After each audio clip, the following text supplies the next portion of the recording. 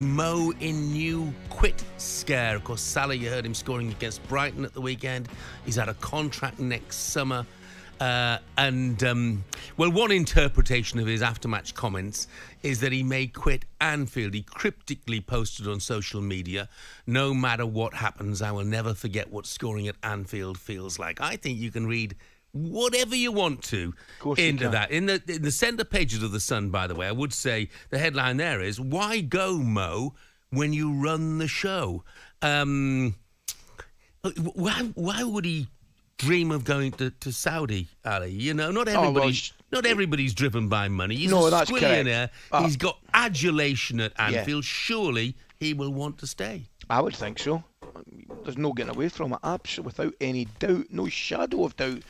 You're thinking if it's a career move, he stays. He signs an extension. Now, we don't know clearly, Jeff. We don't know the ins and outs of the talks, whether they can't come to terms with the length of contract or the financial agreement within the contract.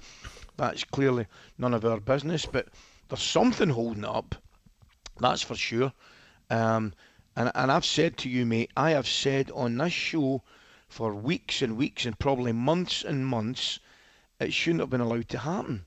You know, when you've got three top players, the spine of your club, you could argue, all running their contracts up at the end of the year, getting into the final season. It's not good. It's not good. And Liverpool, at this moment in time, new coach in, they probably pinching themselves how well it's going. The transformation has been seamless. The hiccup at home to Forest, that aside, the results have been marvellous, absolutely marvellous. But this will not go away until, you know, a decision has been made either way. I would suggest to Mo that if he's got any doubts about whether he should stay or go, he should maybe give Jordan Henderson or Steven Gerrard a call. And that might help him make his decision. Yeah, but I thought so, because you look at him, I mean, the goal at the weekend was out of this world. I mean, you know, it's his finish, the finish he's got, it comes in, whips it, pace, venom in the shot, just a brilliant goal. And we've seen him doing it on numerous occasions. But we want to continue to see him doing it in the top flight in the best league in the world. Yeah, we do. I mean, the Premier League would miss him immensely. You know, not just Liverpool, but I think the Premier League would miss him immensely as well. Never gives less than his best, never gives less than 100%. 7:23 right now. It's time for this. Country roads, take me home to the place I belong, West Virginia, Mama, take me home. Sounds like it's Coisty's type of music. Well, it's not really, but I don't mind it. I mean, you've got to enjoy that. I mean, that's a nice tune. It wouldn't be my go-to, Jeff, but... No, it wouldn't be a go-to. It would be my run away from, to be brutally honest. Look, Shaban is back with us. Why on earth are we playing it? What's so wrong with this song? It's just... It's a tune. It's a banger. No, it's That's not bad, though. It's not for me. Jeff. I mean, Jeff, come on. God. Oh, Jeff, I mean, it's impossible to dislike that song. This is like a dressing room celebration. Let's talk about football. Right, okay. An 18-year-old Osasuna fan travelled 650 miles on his own by bus to watch his side's Copa del Rey match against Chiclana. So the president of the club saw this story online and he called the boy, managed to get him invited on the plane with all the players, have his dinner with them, get a shirt, travel back home by flight. What a nice football story. We don't hear enough of them. Thank you very much. Good night.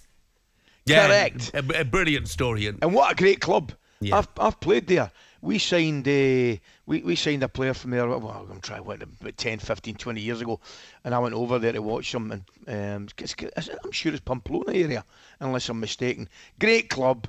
Great atmosphere, you know, one of these northern Spain, brilliant. And that's a great story. Great story, Shaban. You just don't hear enough of them like that when clubs make that effort. No, it's nice. It is, and it's a reward because fans make so much effort to get the game, so much effort, and you know, and they're by and large treated not very well, you know. So it is great to see a club rising to the occasion. Imagine that on the plane home with your team. Oh, great. By the way, in another story, Polish club in the second division, Jeff, Resau, I think they're pronounced, recently had a hot tub at the side of the pitch for some of their lucky fans, so you could get yourself a pitchside experience in a hot tub. Apparently it went down a storm, but it got me thinking Monday morning, Jeff Stelling, Hartlepool, hot tub, oysters. What would be your best match day experience to enjoy watching the old Hartlepool? Well, I wouldn't want to be in a hot tub at Victoria Park, that is for sure.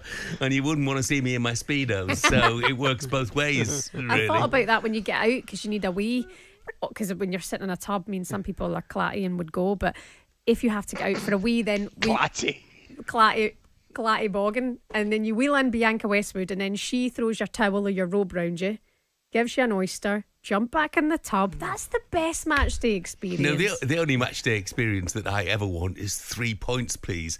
And that doesn't happen often enough. So the rest you can forget. I'm not interested. How do you watch football? Just you in a chair watching a telly, or do you do it a certain way? Have you got a routine? Well, if I'm at home, me in a chair, but if I'm going to Hartlepool, well, this season actually I've gone in with the fans, and it's great, Good fun. I'm not interested in all the stuff that goes on around it. Might have a beer beforehand.